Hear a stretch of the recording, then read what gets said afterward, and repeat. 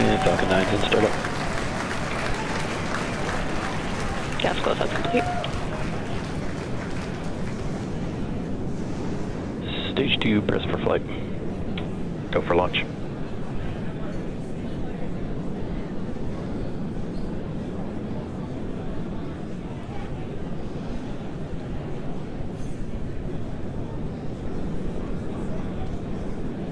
T-minus 30 seconds.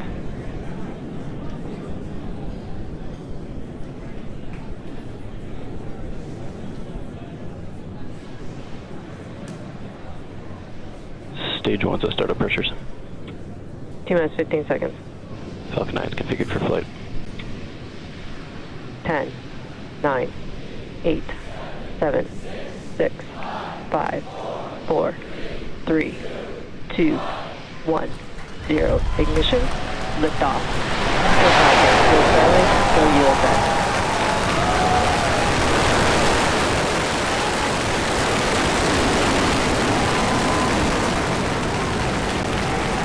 Vehicle is pitching downrange.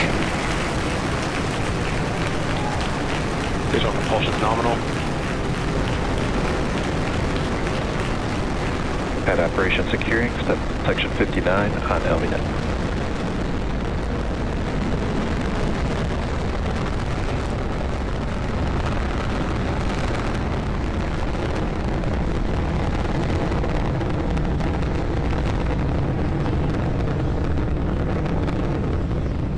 Power and telemetry nominal.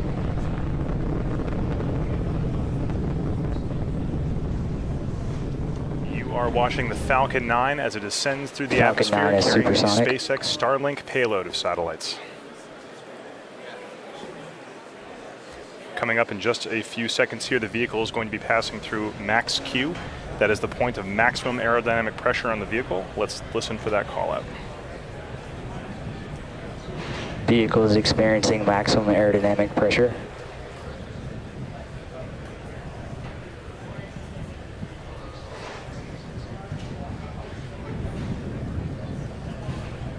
The vehicle has passed through max Q, which means that the atmosphere is only going to get thinner from here on out.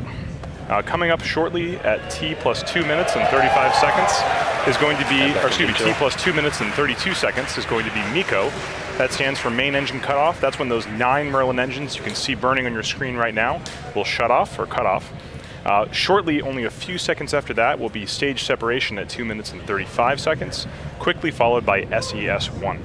That stands for second engine start 1. That's when that single Merlin vacuum engine will ignite after stage separation. All telemetry looks nominal from that first stage right now, and trajectories look good.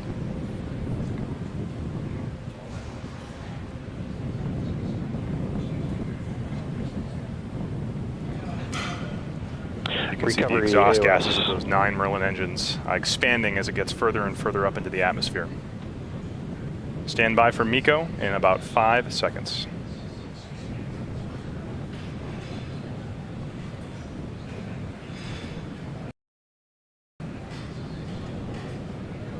Stage separation confirmed.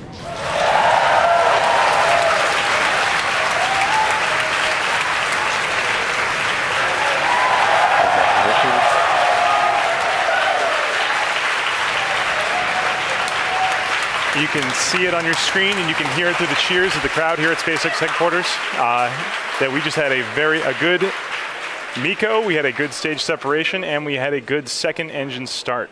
That second stage is now burning brightly on the right-hand side of your screen, accelerating the Starlink stack towards its deployment altitude.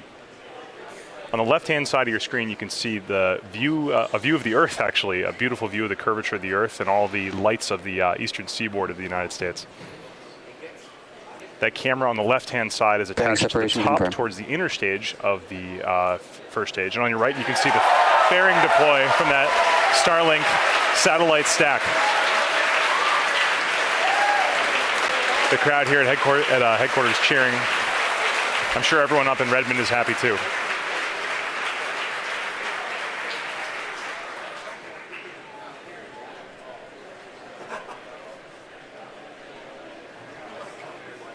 So at this point in the mission, there are two things happening simultaneously. On the right-hand side of your screen, you can see that's the SpaceX Starlink stack right there, now exposed to the vacuum of space that we've jettisoned that payload fairing from the top of the rocket. Right now you can see a view of the bottom of the second stage. That is the Merlin vacuum engine, currently burning brightly, doing its first of 2 burns to raise those satellites up to their deployment altitude of 440 kilometers above the Earth. The next step for this second stage is going to be SECO 1. That's going to happen at 8 minutes and 47 seconds. But while that's happening, we'll be watching the first stage also coming back down towards the surface of the Earth.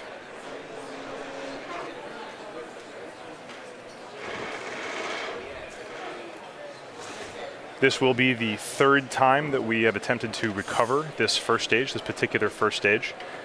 Those of you who have seen previous landing attempts may notice that we are not doing a boost back burn today. This is because boost back burns are typically used to cancel out the horizontal velocity of a first stage as it goes away from the launch pad and then bring it back towards the Cape. For tonight, we're doing a drone ship landing on Of Course I Still Love You, so we just positioned the drone ship out in the Atlantic Ocean to catch it at the end of its trajectory. No need for a boost back burn here. Without a boost back burn, the next step coming up for the first stage will be the entry burn at T plus 6 minutes and 23 seconds. The entry burn will last for approximately 20 seconds and then shut down. And then after that, we'll be heading towards a landing burn.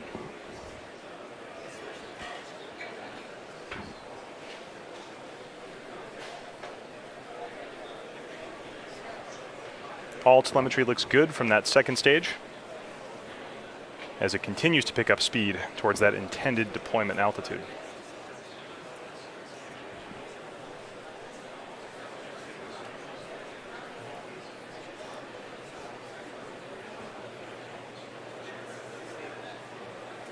So as I said earlier, the first stage is now about to start its entry burn at 6 minutes and 23 seconds. This entry burn is to slow that first stage down just a little bit before it hits the thicker regions of the atmosphere. You can see the camera on the first stage on the left-hand side of your screen right now. It's dark, but in a few minutes, those Merlin engines at the bottom of that first stage will light up, and there they go. Stage 1, entry burn has started. That is the start of the entry burn.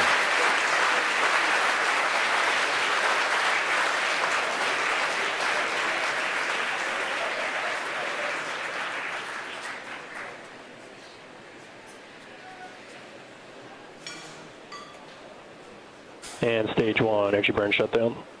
And that's it. That is the end of the entry burn. The next step for that first stage is going to be the landing burn.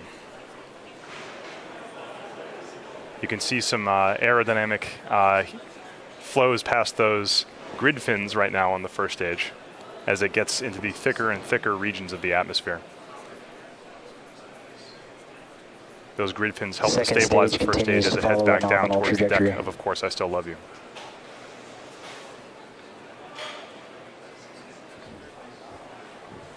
Stage 1 is transonic. Also signal stage 1, Cape Canaveral as expected. All telemetry is nominal on the second stage as it continues to accelerate. Next big thing happening here is going to be the landing burn at T plus 8 minutes and 9 seconds, just about 30 seconds from now.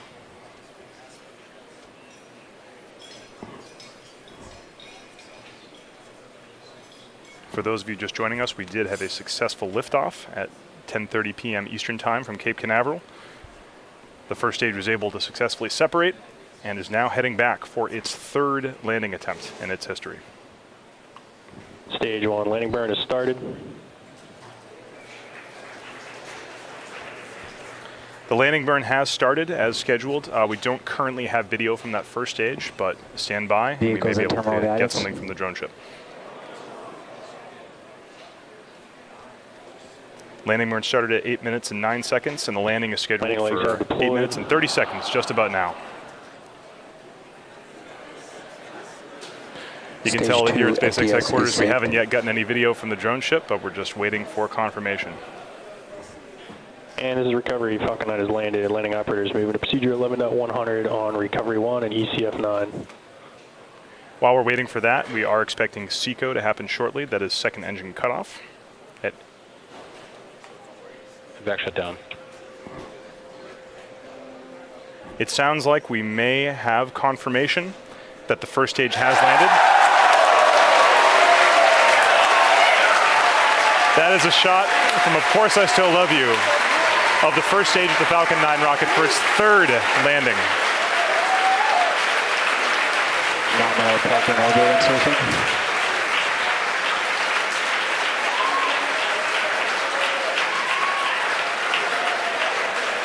Always great to see those first stages come back. While that was happening, we did have our second engine cutoff one. That's the end of the second stage's first burn.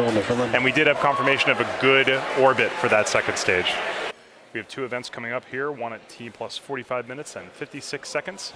That'll be SES-2, or Second Engine Start 2. This is the second of two burns that the second stage will be performing before deploying the payloads at their intended deployment altitude of 440 kilometers above the Earth.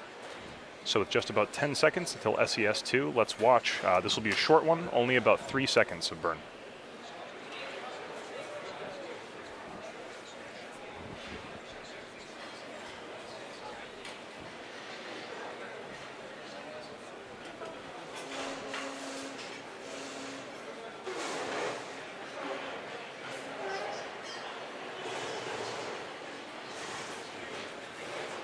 And back ignition. Shut down. And there it is. That was short and sweet, but that was the second stage's second burn. SECO 2 just commenced. That's the second engine cutoff 2. 10:30 p.m. Eastern Time from Cape Canaveral. That first stage was able to accelerate the second stage into orbit and then touch back down on the deck of Course I Still Love You. And then the second stage was able to complete its 2 scheduled burns. The second stage is now currently at the target deployment altitude of 440 kilometers above the surface of the Earth. As you can see on your screen right here, this is a beautiful view of those the stack of those Starlink satellites as they prepare for deployment. Deployment is scheduled for T plus 2 minutes and 10 seconds. Let's stand by and watch.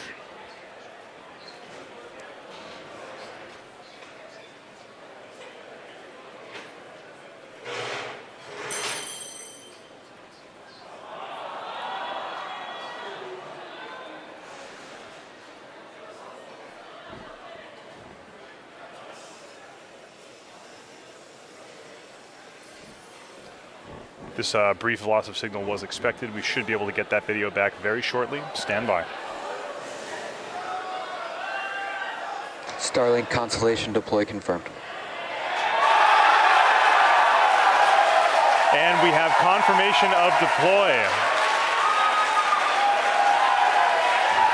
You can hear the team in the background. This is an incredible moment for SpaceX. You can see those flat-packed Starlink satellites slowly gliding away from the top of the second stage. This is the highest number of satellites that SpaceX has ever deployed in a single time.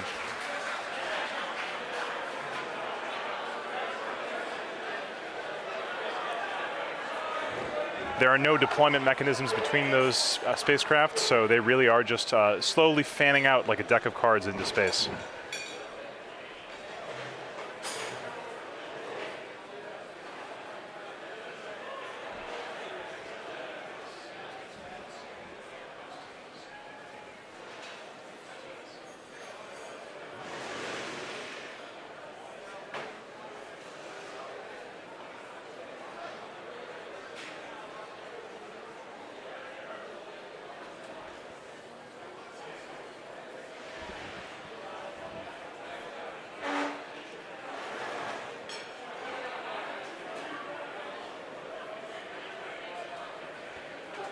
You can see those spacecraft starting to separate as they naturally glide away from each other. The sun is glinting pretty strongly off the panels and the bodies of those spacecraft, so it's tough to see them individually, but you can kind of see one breaking away from the pack right now. Those spacecraft will slowly disperse over time.